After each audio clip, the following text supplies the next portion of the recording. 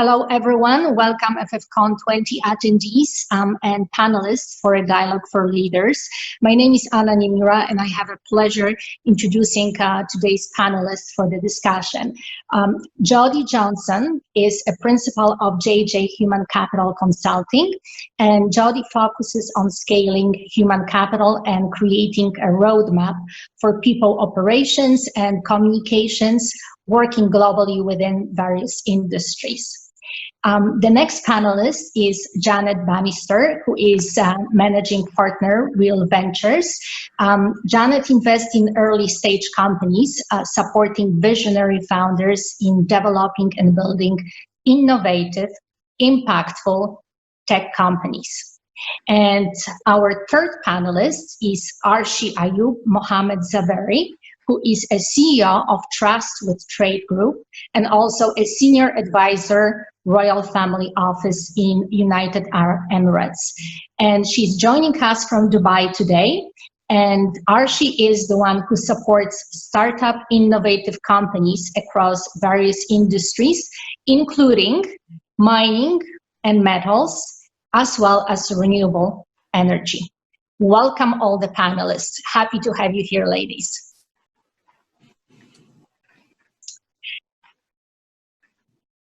So we are going to cover today a very important and very engaging topic. It's all about the leadership. And we have different examples, historical, political, industrial figures, and we're referring to many of them. We quoting Machiavelli's Prince, we quoting Sun Tzu warriors and Jeff Bezos and Steve Jobs and many other ones. But yet, what it really means to be a leader, not just a leader, but how to be excellent leader. What kind of the leaders are truly the ones which can take over within right now 21st century. Ladies. So I think that in order to be a successful leader, there are many qualities that somebody needs to exhibit. But I think that one of the most important characteristics, and a characteristic that is not talked about very much, is self-awareness.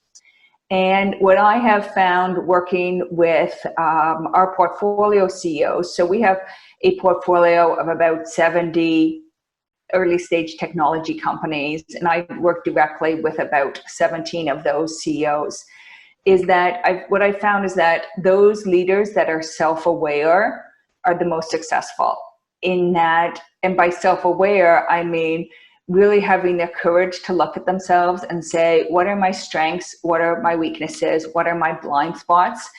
And having the humility to accept where they need to improve and where they can address, where they can improve, where they need to surround themselves with people who are better than them in certain areas. Yes, so that means they already have personalities like that, or is it something that people can actually learn to become a better leader? So personally, I think that I'm optimistic about everybody, and I think everybody can learn and everybody can grow. So I think I would never say that, hey, if you don't have this, you can never get it. That being said, I find most of the CEOs that I work with, a lot of the time they come and they come to us and we invest in them because we love the fact that they are self-aware and willing to learn and willing to improve and get better every day. Yes, so when we actually talking also about leaders, like right now we are really diversifying, and they are leaders like they are female leaders and they are male leaders. Are those qualities actually very universal for everyone, or is it like specific for certain groups?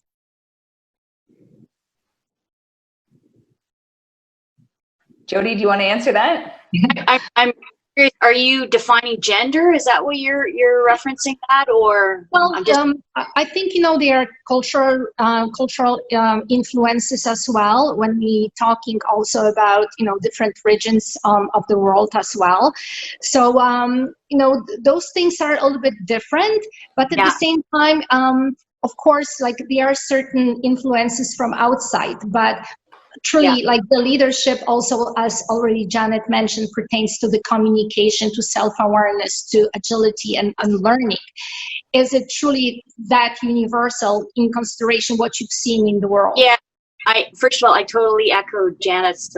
As someone who coaches at all levels, I always, part of assessing up front is, are they coachable? And I'm optimistic too that people are coachable. I do think there's a spectrum based on generations in terms of what I will see strengths and weaknesses, for lack of better term. But I'm always looking if people are resilient, are they agile, are they resourceful? Those are kind of in complement to being self-aware, key components of what I've seen successful leaders. And I say that with a lens of both having worked corporately and with kind of Series A, Series B. Yes. So Arshi, you've been actually working with a lot of groups in a lot of industries. How actually the leadership goes when we're talking about heavy duty industries such as mining and oil and gas and everything, and at the same time and renewable energy, and at the same time we're talking also about softer industries.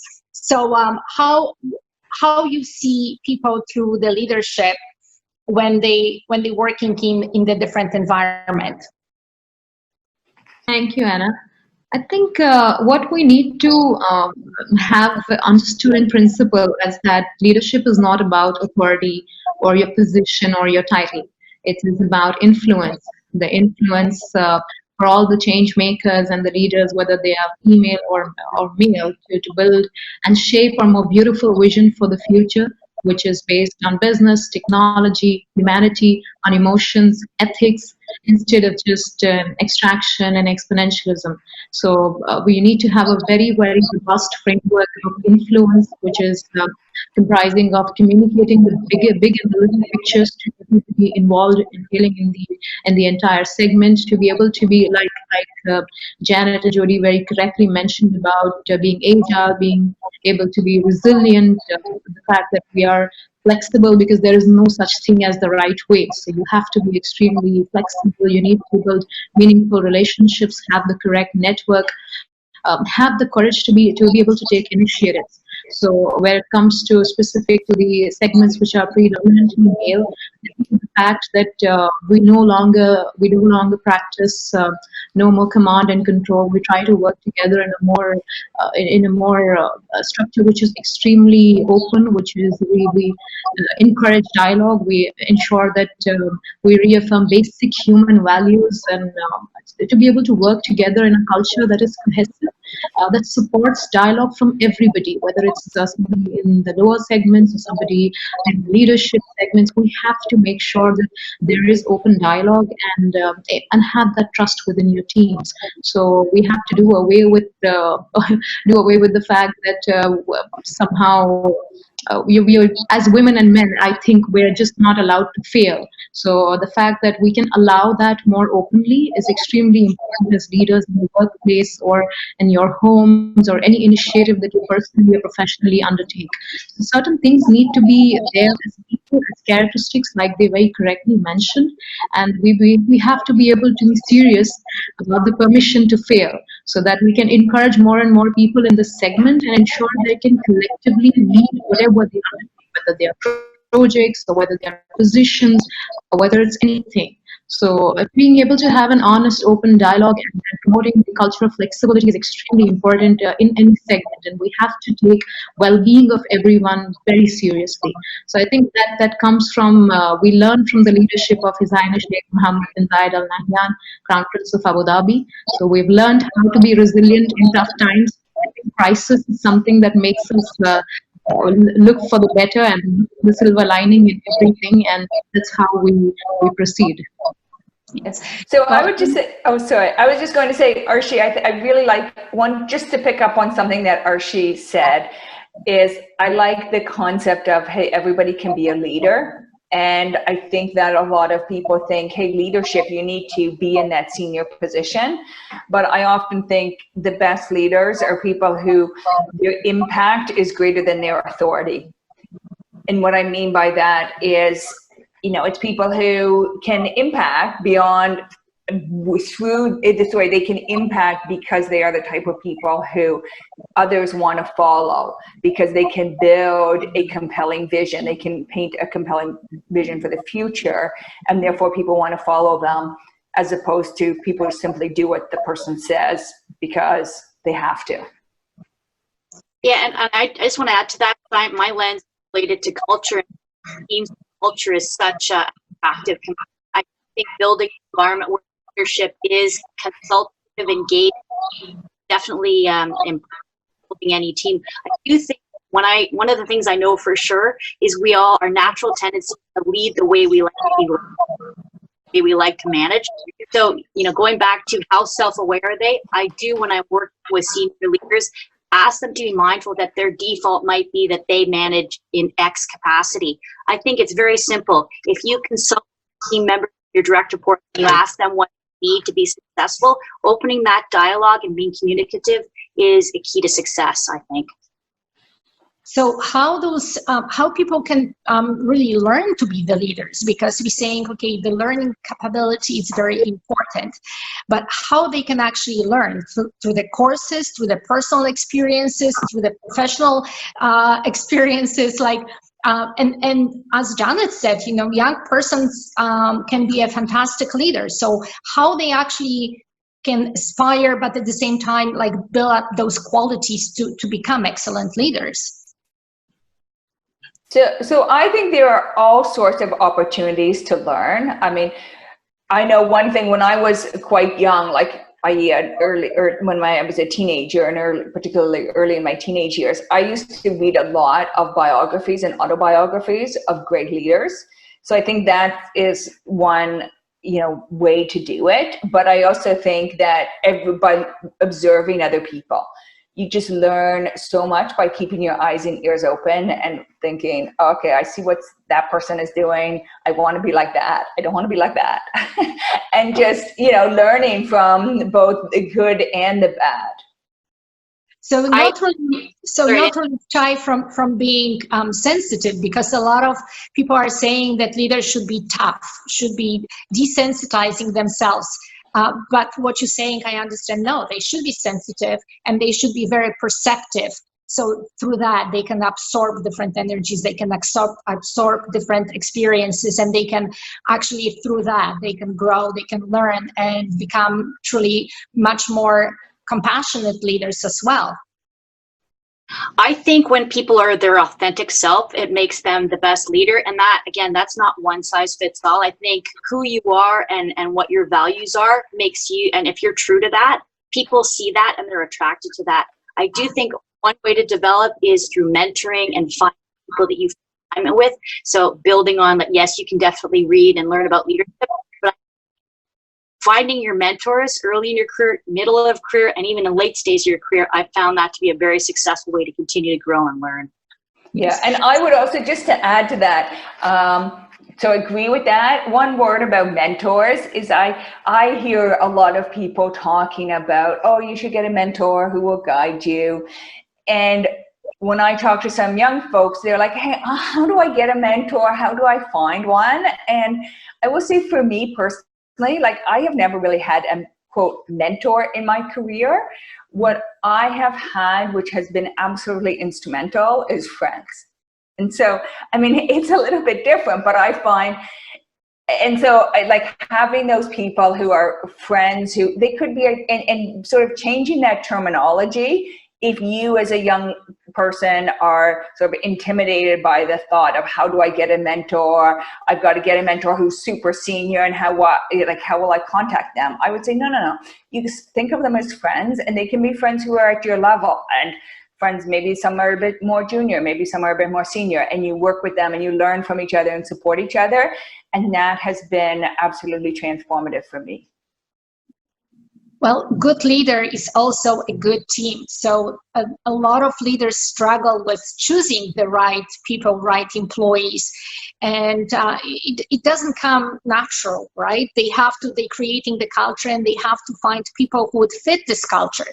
So how actually leaders can tune themselves up into like finding really right people for the companies who understand their vision, who have the same passion, and they want to achieve that goal together. Like, what are the ways to create and find really great people for building the team?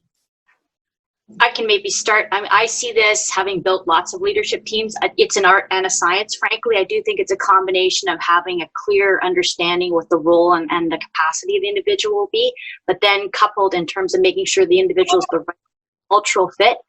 It's interesting because you want to be careful as you're building a team and scaling it. You don't want a one size fits all. I think diversity of thought and how you're building your leadership team, your whole organization, frankly, I think bringing in people with different perspectives, different cultural experience, different work experiences makes a utopia type of an organization. So I'm very passionate on that topic, actually. Yeah, and I think I'm a big believer in it's much more about the person and their qualities, such as an ability to be nimble, to be self-aware, to build good relationships, to persevere. That I always think those are way more important than have you done this job before? Because if you have those raw innate qualities, you will learn everything that you need to learn. Like, nothing is that hard that you can't learn it. And so those qualities, to me, that's what I look for when I'm hiring people or investing in founders. It's those qualities, and not have you done this exact role before. But Arshi, I'm interested in sort of your perspective on this.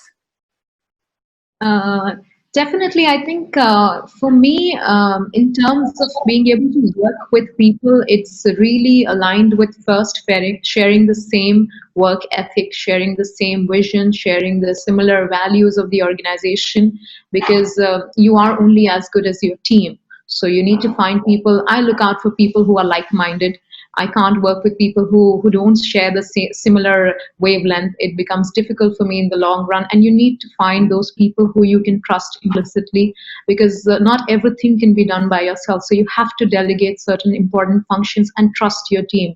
I think like you very correctly mentioned, the importance of diversity and inclusion for decision making, for business recovery, reimagination, for innovation and resilience, to be able to maintain a culture that is sustainable.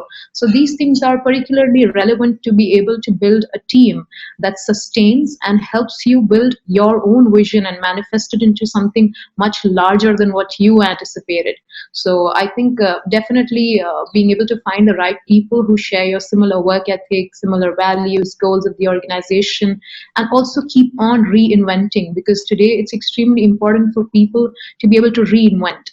And that sort of needs to be fostered by organizations, by leaders, by people in executive leadership positions, and everyone, because every one of us is a leader by their own means. So we need to be able to promote more of that thought, no matter what position you are in. I think titles are not important. The fact that you are talented, you're there for a reason, that needs to be promoted more than the title. So definitely that is one thing that we collectively share in terms of diversity and inclusion in our workplace.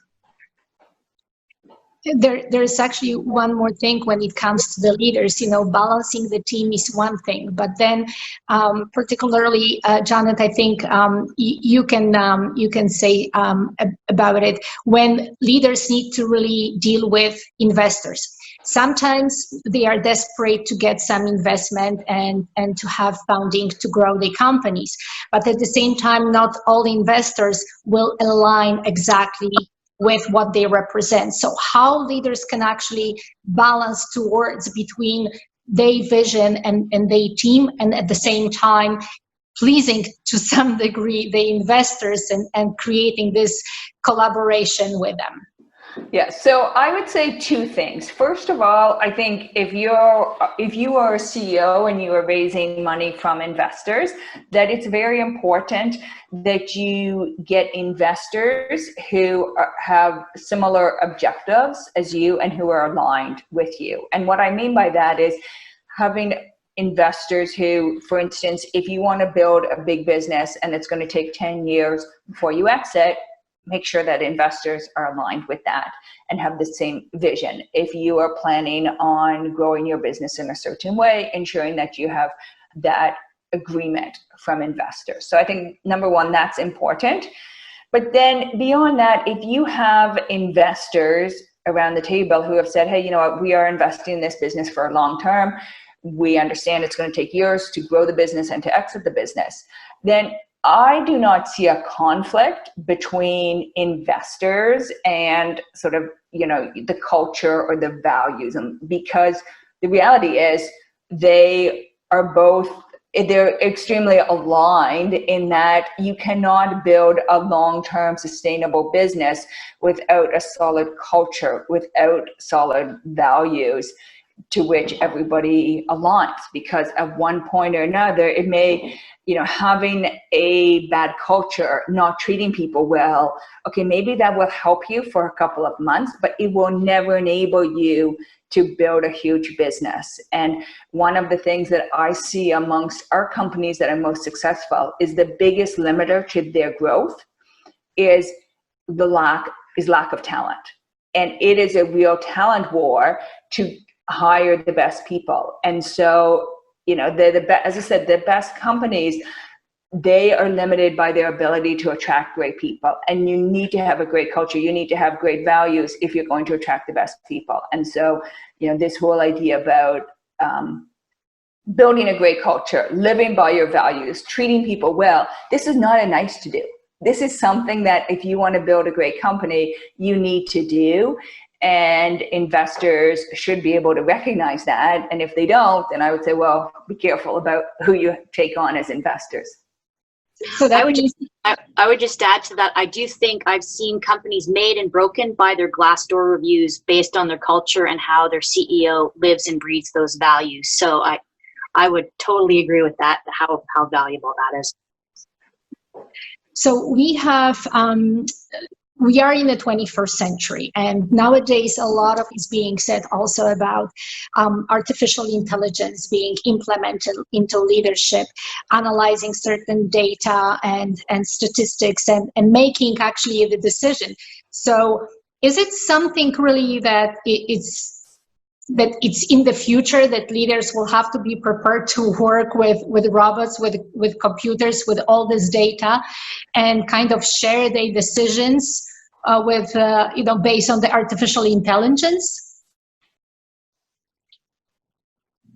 I would start by saying I find it a constant that analytical skills are a constant in terms of leadership skills in my experience. I do think that is a reasonable expectation that, you know, reading analytical reports and actually using inputs where they might be in terms of analytics, I think is going to be a skill set more and more, and not necessarily a nice to have, but it's a combination. I still think that's a data point that you review, but still you use your humanity to make decisions as well. So I think that I'm hopeful that won't be something that's, you know, expendable, humanity in decision making. Yes. So just generally, so we can say that in the future we can expect some kind of the hybrid situation when there is a leader, but also there is definitely that influence of the technology on the decision of the leader. Hopefully this is not going to dehumanize them and it's going to be still very good for the leaders to carry on and show their passion and show their personality. We briefly mentioned. Okay. We briefly mentioned also about culture. We're talking about it, and it seems to me that there's a little bit of the confusion to it. Can we briefly actually describe what it means for the leader to create the culture? What there is a definition of the culture? What is the definition of the good culture? So, I mean, I'll give you an example. So I think there's different aspects of what a good culture is. So, but I'll use one example. If you say, hey, our culture, as an example, is based on diversity and respecting different points of view and having mutual respect and listening to each other, right? That could be one aspect of a culture that you believe is important. Well, then it needs to start at the very top, where the leader says, hey, you know what, like, I want to listen to that person. And how that leader behaves is important. I heard the story of one CEO of a large company, and he said, from now on, every meeting that's over 10 people, there needs to be at least 2 women in the room. And he said this, and otherwise I'm not going to attend the meeting. And there were 2 instances where he opened the door and walked into the meeting, and he looked around and there weren't 2 women, so he shut the door and walked out. And that just had to happen 2 times before his team got the message that he was serious about this. Yes. So having like defined qualities, defined borders, and saying, okay, this is what it is, and so we getting that communication factor, that sending clear messages, it's actually extremely important. Arshi, you were actually mentioning also about this leadership in the time of crisis, and how you actually seeing right now those times, as much as tough as they are, how you can actually see that that can reflect and benefit leaders of the companies, that they can become stronger. Like, how do you see this from your perspective? I think, Anna, what we need to all understand and know today, and which has been reinstated by the pandemic, is that leadership is not about, is actually more about dealing with the ambiguity that comes with situations. We can't really predict what happens. It's actually dealing with the unknown, and that's what really helps you develop those skills, and those decisions come into picture that helps you become a more successful leader, and with your people and everybody surrounding you. So it's really dealing with crisis and the ambiguity that comes with situations, whether you're in a political diaspora or in a more organizational space and so on. I think the fact that with technology and with the future being so digital, we have to understand that it will automate all the repetitive work that comes and it changes the entire structure. But then also we have to understand that there is a difference between human and machines, and that differentiation is our strength. How many ambiguous situations can technology deal with? I think not. They cannot. They won't. And we have to understand that for a leader in the future or of today, it's important that it is someone who can integrate the mature characteristics of empathy, kindness, inclusion, creativity, confidence, vulnerability, harmony, along with some more characteristics of assertiveness, direction, focus, discipline, strength, and convergence, because these are characteristics that will take you forward to deal with the ambiguous. That's extremely important.